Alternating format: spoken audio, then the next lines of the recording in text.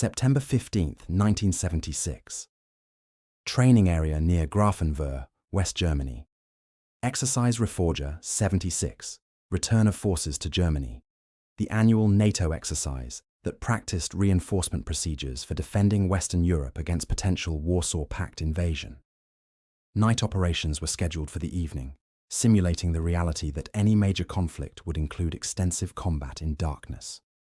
Colonel Viktor Petrov, a Soviet tank officer serving as an observer during the exercise, stood with other Warsaw Pact representatives on an observation hill overlooking the training area. The night was exceptionally dark. No moon, heavy cloud cover, no ambient light from distant cities. The visibility conditions were perfect for testing night combat capabilities, or in this case, revealing their absence. Below, a tank battalion from a participating NATO nation attempted night navigation. The exercise controllers had ordered all vehicles to operate without visible lights, simulating tactical conditions where lights would reveal positions to enemy forces. The tanks moved slowly, perhaps 5 kilometers per hour, commanders standing in open hatches trying to navigate by starlight that barely penetrated the cloud cover. Even with night vision equipment, the primitive systems available to most NATO allies in 1976 provided limited capability. Formation keeping was nearly impossible. Several tanks had already struck obstacles or wandered off designated routes. The pace was painfully slow. Colonel Petrov noted these observations with professional interest. Soviet tank forces faced similar limitations. Night combat was acknowledged in Soviet doctrine but avoided when possible because the technology to conduct it effectively didn't exist. Tanks attempting to maneuver in total darkness faced the same problems. Limited visibility, slow movement, navigation difficulties. The exercise seemed to confirm that night combat limitations affected all forces equally. Then Colonel Petrov noticed movement on the opposite side of the training area. American M60 Patton tanks, 4 vehicles in a platoon formation, moving rapidly across open terrain at what appeared to be normal tactical speed, perhaps 25 kilometers per hour or more. They had no visible lights, yet they maneuvered with precision that suggested the crews could see perfectly. The tanks navigated around obstacles, maintained perfect formation spacing, and moved with confidence that the slowly creeping battalion below didn't display. The M60 platoon moved into hull defilade positions on a ridgeline overlooking the opposing force battalion. For approximately 30 seconds, nothing happened. Then the laser engagement simulators activated. Each M60 had multiple laser emitters that simulated main gunfire. When a laser struck a target tank equipped with sensors, the system would register a hit and typically would disable the target vehicle's systems to simulate combat loss. Within 5 minutes, every tank in the opposing force battalion had been killed by the 4 American M60s. The entire engagement occurred in total darkness. The opposing force tanks never detected the M60s. They never returned fire.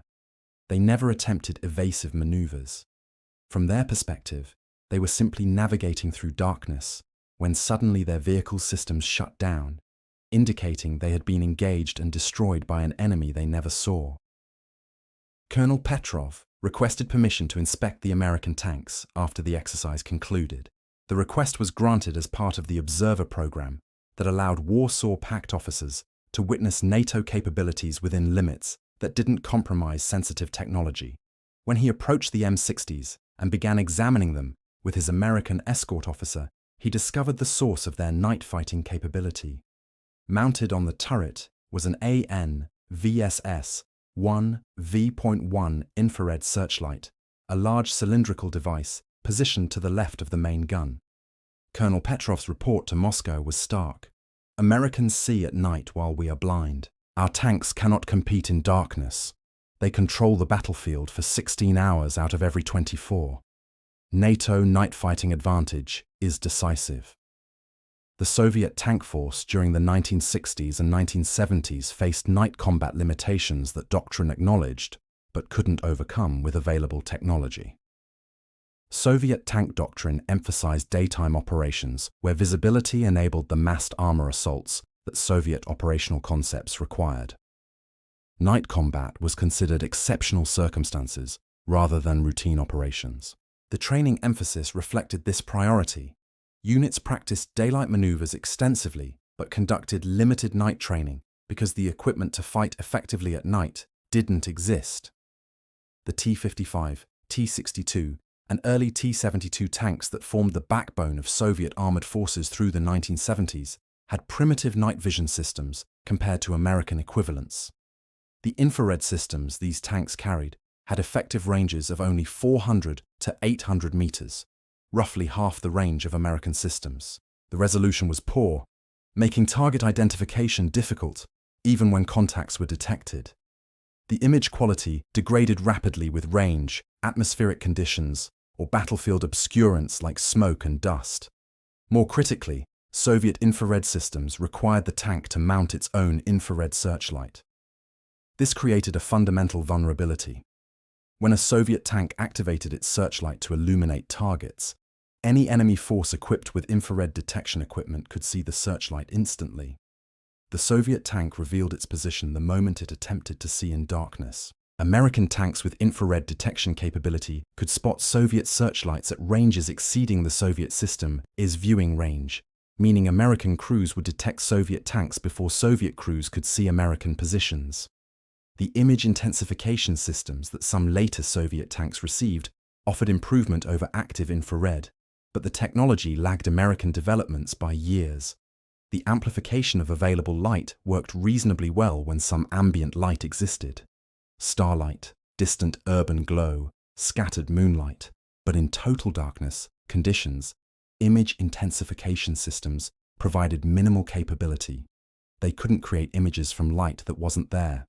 Operational doctrine reflected these limitations.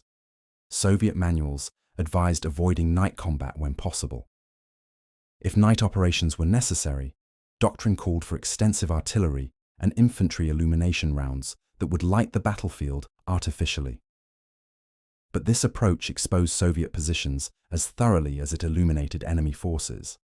Any unit using illumination revealed its location to enemy observation and targeting. The doctrine assumed that both sides would be equally blind in darkness, making illumination a reasonable trade-off. That assumption proved false when facing American forces with superior night vision. Soviet confidence in their approach was based on the belief that night limited both sides equally. If neither force could see effectively, then sophisticated night vision systems provided marginal advantage at considerable cost. Soviet military-industrial priorities focused on areas where technology gaps were larger: missiles, aircraft, nuclear weapons. Tank upgrades received lower priority, particularly for capabilities like night vision, that Soviet planners considered secondary to main gun firepower and armor protection. Warsaw Pact exercises during this period revealed the weakness clearly. Night operations were avoided when possible or conducted at reduced tempo that acknowledged visibility limitations. Tanks maneuvered slowly, formations became disorganized, accidents increased. The exercises demonstrated that Warsaw Pact armor couldn't operate effectively at night, but planners assumed NATO forces faced similar constraints. The M60 Patton Main Battle Tank that entered service with the United States Army in 1962 incorporated night vision capability that transformed what armored forces could achieve in darkness. The basic M60A1 specifications established it as a capable main battle tank by 1970 standards. The 105mm M68 rifled gun, licensed from the British L7 design, could engage enemy armor at ranges exceeding 2,000 meters with armor-piercing ammunition. The tank weighed 52 tons, fully loaded, providing protection against most contemporary anti-tank weapons, while remaining mobile enough for rapid maneuver. The four-man crew, commander, gunner, loader, and driver, operated from positions that provided good visibility and ergonomics compared to more cramped Soviet designs. But the AN-VSS-1V1 infrared searchlight and associated night vision equipment transformed the M60A1 from a capable day fighting tank into a platform that could operate effectively 24 hours per day. The system consisted of several integrated components that enabled the entire crew to see in darkness. The infrared searchlight itself was mounted on the turret to the left of the main gun. The device contained a powerful xenon arc lamp that produced intense white light. An infrared filter covered the lamp, blocking all visible wavelengths while passing infrared radiation. The result was a beam of infrared light, invisible to the human eye, but detectable by night vision equipment. The searchlight could be traversed independently or slaved to the main gun, enabling illumination of whatever the gunner was targeting. The effective range exceeded 1,000 meters under good conditions. Atmospheric factors affected performance. Humidity, dust, smoke could degrade range. But even in reduced visibility conditions, the system provided capability measured in hundreds of meters, rather than the tens of meters possible with unaided vision.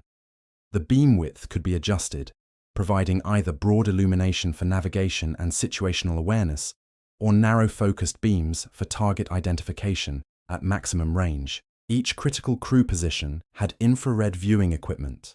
The commander had a night vision periscope that enabled observation of the battlefield in all directions. The gunner had a night vision sight integrated with the main gun aiming system, allowing target engagement with the same precision possible in daylight. The driver had a night vision periscope providing forward visibility for navigation. The entire crew could function normally in total darkness when the infrared searchlight was operating. The tactical advantage was profound. M60 crews saw the battlefield clearly. Terrain features, obstacles, enemy vehicles, friendly forces. They could navigate at normal tactical speeds, rather than the crawling pace darkness imposed on units without adequate night vision. They could identify targets precisely and engage them at standard combat ranges. Meanwhile, enemy forces without infrared viewing equipment saw nothing. The infrared searchlight was completely invisible to the naked eye. Soviet tanks being illuminated by American infrared searchlights had no indication they were being observed until American guns fired. The ammunition carried by M60A1 tanks was effective against contemporary Soviet armor. The M392 APDS, armor-piercing discarding sabot, round, could penetrate the frontal armor of T-55 and T-62 tanks at combat ranges. The later M735 APFSDS, armor-piercing fin-stabilized discarding sabot, improved penetration significantly, capable of defeating even T-72 frontal armor under favorable engagement conditions. The M456 Heat, high-explosive anti-tank round, provided additional capability against lighter armored vehicles and fortifications. The combination of night vision enabling target detection and powerful ammunition ensuring target engagement created capability that Soviet forces couldn't match. The fire control system, while not computerized by modern standards, provided adequate capability for the era. An optical coincidence rangefinder enabled the gunner to determine target range accurately. A ballistic computer, actually a mechanical calculator, used range, ammunition type, and other factors to calculate the proper aim point. The gun stabilization system enabled accurate fire while the tank was moving, unlike Soviet tanks where firing on the move was impractical until later variants introduced stabilization. The integration of these systems with night vision enabled M60 crews to detect, identify, range, and engage targets in total darkness with effectiveness approaching daylight capability. Training emphasized night operations extensively. American armor crews practiced night driving, night navigation, night gunnery, and night tactical maneuvers until proficiency matched daylight standards. The training investment reflected doctrinal emphasis on night operations as a normal condition rather than an exceptional circumstance. American tankers expected to fight at night and trained accordingly. The cost per M60A1 exceeded $300,000 in 1970s prices. The night vision systems contributed to this cost, but provided capability that justified the expense. The alternative, tanks that could only operate effectively during daylight hours, meant conceding 16 hours of each day to the enemy. The 8 hours of daylight couldn't compensate for losing 2/3 of each day to darkness. Night vision was expensive, but operational effectiveness 24 hours per day was worth the investment. NATO exercises throughout the 1970s and 1980s demonstrated American night fighting superiority repeatedly, providing Warsaw Pact observers with troubling evidence of capabilities they couldn't match. The Reforger exercises, conducted annually from 1969 through 1993, practiced NATO procedures for reinforcing Europe rapidly in response to Warsaw Pact aggression. The exercises routinely included night operations that showcased American advantages. US armor units conducted night attacks that overwhelmed simulated Warsaw Pact defenses. M60 platoons engaged opposing force tanks at 800 to 1,000 meters, achieving hits while targets never detected the American positions. The specific example from Reforger 1976 that Colonel Petrov witnessed was neither unique nor exceptional. An M60 company, 14 tanks, had engaged a simulated Soviet tank battalion of 30-plus vehicles during night maneuvers. The engagement was one-sided. The M60 company achieved complete surprise, engaging targets systematically from positions the opposing force never detected. Within 30 minutes, the exercise controllers assessed the entire opposing force battalion as destroyed with 0 American losses. The engagement demonstrated what American night vision advantage meant in practical terms. Overwhelming superiority that enabled American forces to control the night battlefield completely. Soviet observer reports from these exercises consistently documented American night fighting capabilities and recommended that Soviet tank designs incorporate equivalent systems. But translating recommendations into operational capability required years of development and production. Soviet industrial capacity for advanced electronics lagged American capabilities, and priority remained focused on strategic weapons systems rather than tactical improvements for armored forces. The result was that recommendations for improved night vision appeared in Soviet reports throughout the 1970s, while actual tank capabilities remained largely unchanged. The psychological impact on Warsaw Pact tankers who participated in these exercises or heard about them from colleagues was significant. The knowledge that American forces owned the night affected morale and confidence. Soviet tank crews understood that any conflict would include extensive night operations where American advantages would be decisive. This created strategic-level concern that influenced Soviet operational planning. Soviet doctrine adjusted to account for American night superiority by emphasizing achieving decisive results during initial daylight hours. Soviet war plans for Central European offensives assumed operations would begin at dawn and attempt to achieve breakthrough before nightfall. The planning recognized that darkness favored NATO forces with superior night vision, creating time pressure to accomplish objectives, while American advantages were minimized by daylight. But this adjustment revealed vulnerability rather than solving it. Conceding the night to NATO meant limiting Soviet operational flexibility and creating predictable patterns that NATO could exploit. Allied NATO forces also possessed night vision advantages. British Chieftain tanks carried infrared searchlight systems comparable to American equipment. German Leopard 1 tanks had similar capabilities. The technology proliferated throughout NATO armored forces during the 1970s, creating alliance-wide advantages over Warsaw Pact equivalents. NATO doctrine planned night offensives specifically to exploit this technological edge. Attack plans assumed night operations would achieve greater success than daylight attacks, where Soviet numerical advantages could be brought to bear more effectively.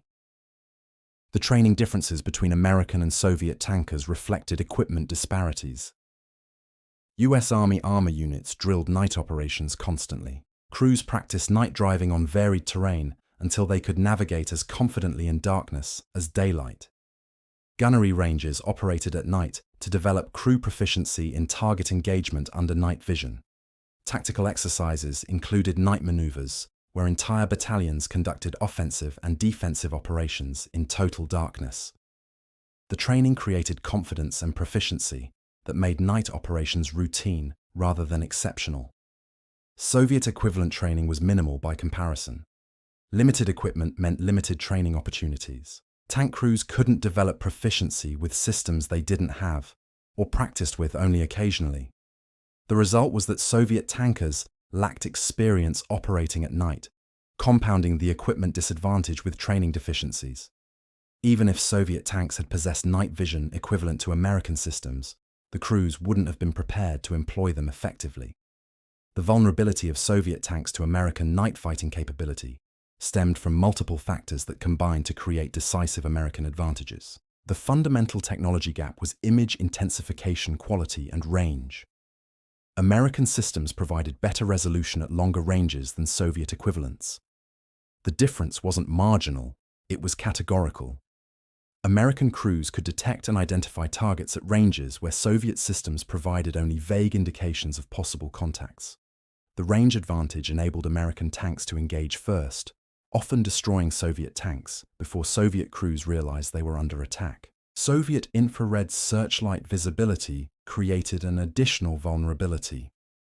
When Soviet tanks activated their searchlights to see in darkness, those searchlights were immediately visible to any NATO force with infrared detection equipment. The American ANVSS-1 searchlight, by contrast, was invisible without infrared viewing equipment. This meant Soviet tanks revealed themselves when attempting to see, while American tanks could observe without revealing their positions. The asymmetry was fundamental to night combat. One side could see while remaining hidden. The other had to reveal itself to see. Doctrinal limitations reflected institutional priorities. Soviet emphasis on mass and firepower led to tank designs that maximized main gun performance and armor protection, while treating auxiliary capabilities like night vision as secondary. American doctrine emphasized individual tank effectiveness across all conditions, leading to designs that incorporated expensive systems like night vision as essential equipment rather than optional additions. The different philosophies produced tanks optimized for different scenarios. Soviet tanks were formidable in set-piece daylight battles, where their numbers and firepower could be concentrated. American tanks were effective 24 hours per day, regardless of conditions. Industrial priorities within Soviet defense allocation favored strategic systems over tactical improvements. Ballistic missiles, nuclear weapons, strategic bombers, and fighter aircraft received funding priority over upgrades for ground force equipment. Tank production emphasized quantity over quality, building thousands of T-55s and T-62s with minimal night vision rather than smaller numbers of more capable platforms. The result was a force numerically superior but technologically inferior in critical capabilities, like night operations. Training deficiencies compounded equipment limitations. Limited systems meant limited training opportunities. Soviet tank crews couldn't become proficient in night operations when their equipment barely enabled such operations, and training time wasn't allocated accordingly. The cycle reinforced itself. Poor equipment led to minimal training, which meant crews couldn't employ even the limited equipment they had effectively. The legacy of American night vision advantages during the Cold War shaped tank development, operational doctrine, and force structure decisions that remain relevant decades later. The strategic impact shifted tactical balance in NATO's favor. Night fighting capability meant American forces could choose engagement timing.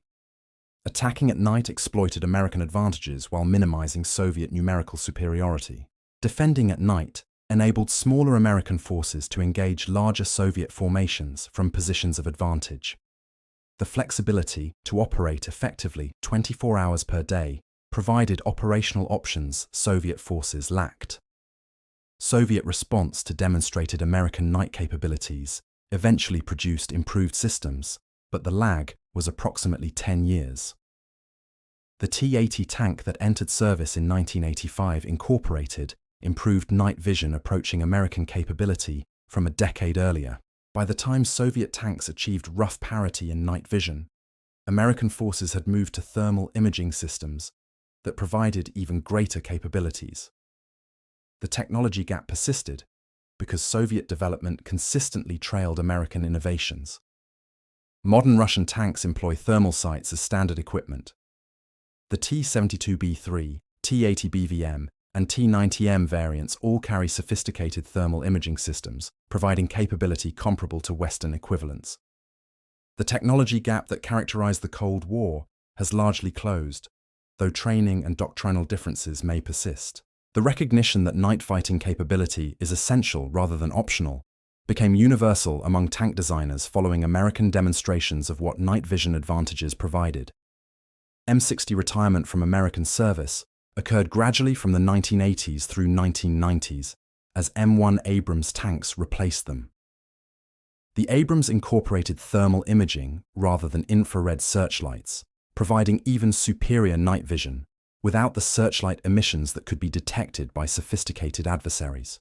The evolution from infrared to thermal imaging represented the next technological generation, maintaining American advantages in night operations even as adversaries closed the infrared capability gap. Doctrinal influence from Cold War night fighting experience established the principle that modern armies must assume 24-hour operations. Night capability isn't optional or specialized. It's fundamental to tactical competence. Contemporary military forces that can't operate effectively at night are considered obsolete regardless of their daylight capabilities. The standard was established during the 1970s and 1980s, when American demonstration of night fighting advantages proved that controlling the night meant controlling 2/3 of each day. Technology proliferation has made thermal imaging standard on virtually all modern main battle tanks. American M1A2 Abrams, German Leopard 2A7, British Challenger 3, French Leclerc, South Korean K2 Black Panther, Japanese Type 10, Israeli Merkava A4. Every contemporary Western tank employs thermal imaging, enabling precise operations in total darkness. The capability that was revolutionary when M60s demonstrated it in the 1970s has become baseline requirement for any platform claiming main battle tank designation. September 15, 1976. Colonel Viktor Petrov watched American M60 tanks maneuver in total darkness with precision that Soviet forces couldn't match. Watched them engage an entire tank battalion without being detected. Inspected the infrared searchlight system that enabled capabilities his force lacked. Reported to Moscow that Americans owned the night while Soviet tanks were blind in darkness. Soviet tanks ruled the day through numbers and firepower. During daylight operations, massed Soviet armor presented formidable challenges for NATO forces that couldn't ignore Soviet advantages in quantity. But daylight lasted only 8 hours. Night lasted 16 hours. For 2/3 of each day, American tanks with infrared searchlights and night vision equipment possessed decisive advantages that negated Soviet numerical superiority. The M60 Patton tank wasn't exceptional in many respects. Its 105mm gun was comparable to Soviet armament. Its armor protection was adequate, but not overwhelming. 16 hours of every day, NATO armor could maneuver, detect targets, engage enemies, and control terrain while Warsaw Pact forces stumbled in darkness with primitive night vision, providing minimal capability. The temporal advantage was as significant as technological superiority in any single system. Controlling night meant controlling the majority of time, creating flexibility and initiative that Soviet forces couldn't match with their daylight advantages. The realization that came to Soviet observers during NATO exercises was troubling. Technology had created asymmetries that numbers couldn't overcome.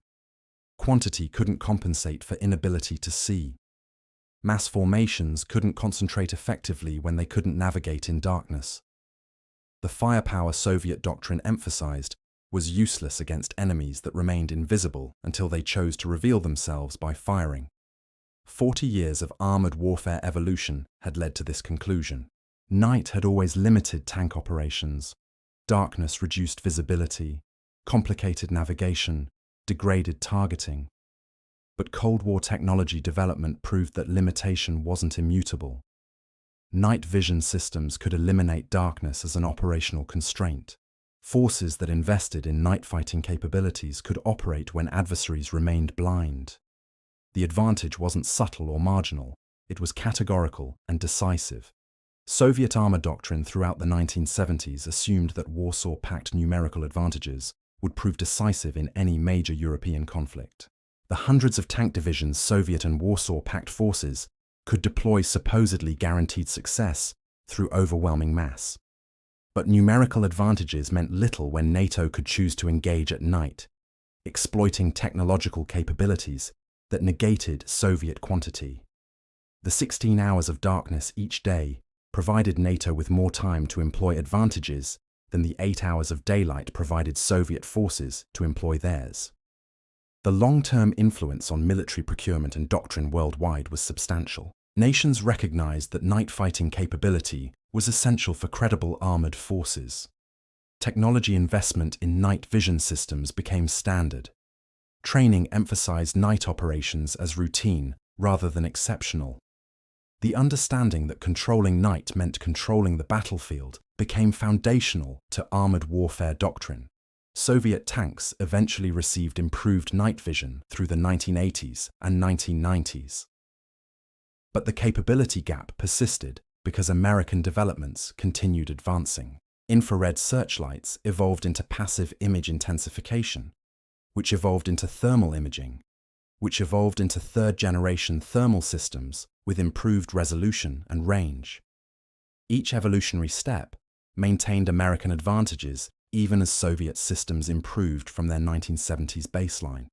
The lesson for military forces worldwide was clear. Technology advantages in seemingly specialized areas like night vision created operational effects disproportionate to the system's cost or complexity. Ignoring capabilities because they seemed secondary to main armament or armor protection produced forces vulnerable to adversaries who invested comprehensively. Soviet doctrine's emphasis on firepower and mass while neglecting night fighting capability created vulnerability that American forces exploited throughout the Cold War period. Modern tank warfare assumes 24-hour operations with thermal imaging, providing visibility regardless of lighting conditions. The night vision advantages that distinguished American M60 tanks in the 1970s have become universal baseline capabilities. But the principle established during that era remains relevant. Technology can overcome natural limitations like darkness, and forces that invest in overcoming those limitations gain decisive advantages over those that accept them as immutable constraints.